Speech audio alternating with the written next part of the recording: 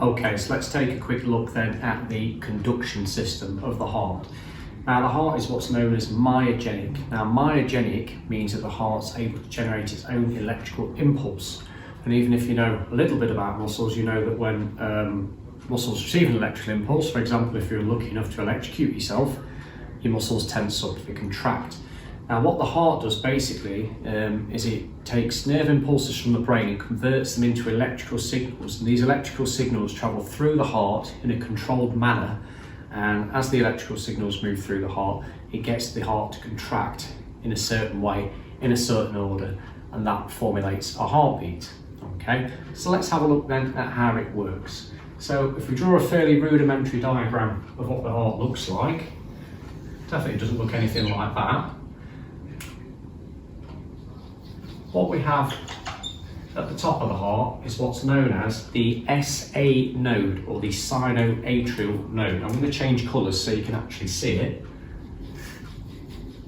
And what happens is signals arrive from the brain to the SA node, and when they reach the SA node converts them into an electrical signal, and the electrical signal is beamed or sent out to the walls of the atria. Okay? As that electrical signal hits the walls of the atrial walls contract. As they contract, the blood is then forced down through the bicuspid and tricuspid valves into the ventricles. So basically, on my simple diagram,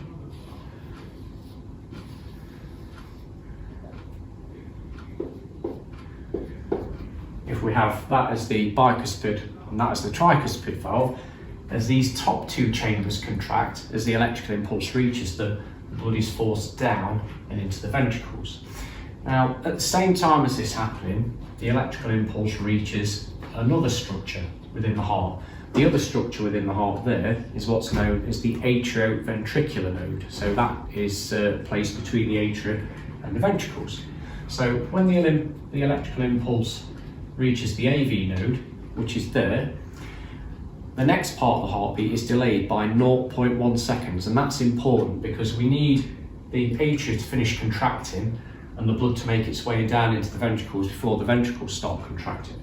So the AV node is responsible for delaying that by 0.1 of a second.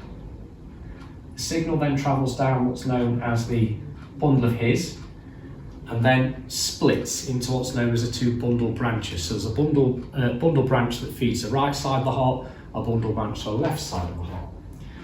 The signal then is split.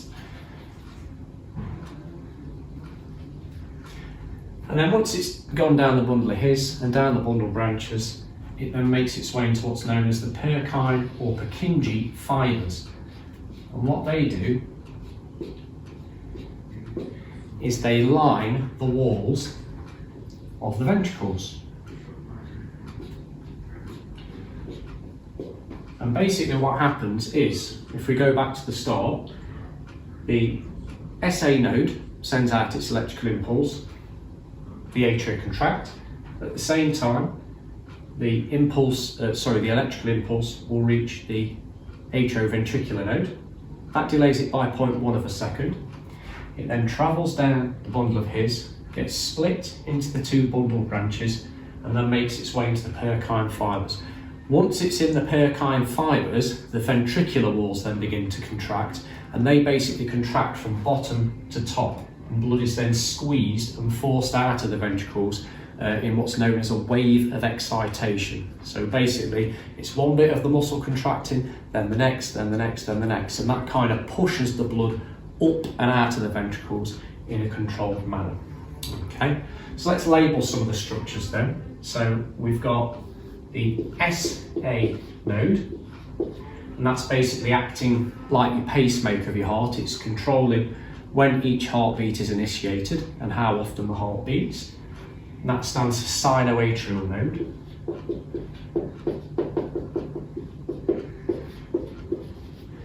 We've then got our AV node, which stands for atrioventricular node.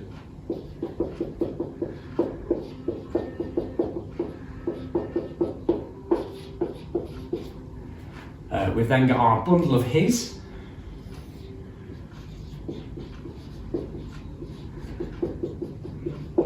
We've got the two bundle branches.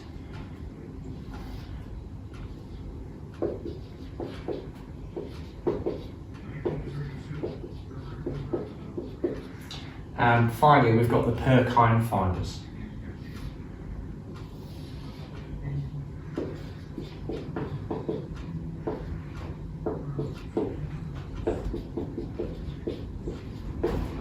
Sometimes known as Purkinje fibres. So let's just go through that one more time then. So, a nerve impulse arrives from the brain. It's picked up by the SA node. That then sends out an electrical impulse. The electrical impulse is beamed out from the SA node. It hits some of the atrial walls. When it hits the atrial walls contract, and we're now forcing blood down into the ventricles. Around the same time, the electrical impulse is going to reach the AV node. That's going to delay things by 0.1 of a second because we don't want the atria and the ventricles contracting at the same time. We need there to be a delay so the blood's got time to move. That impulse then travels down the bundle of His, separated into the two bundle branches that feed either side of the heart, and then the ventricular walls will begin to contract from bottom to top in a wave of excitation as the impulse reaches the Purkinje fibres. And that is the conduction system.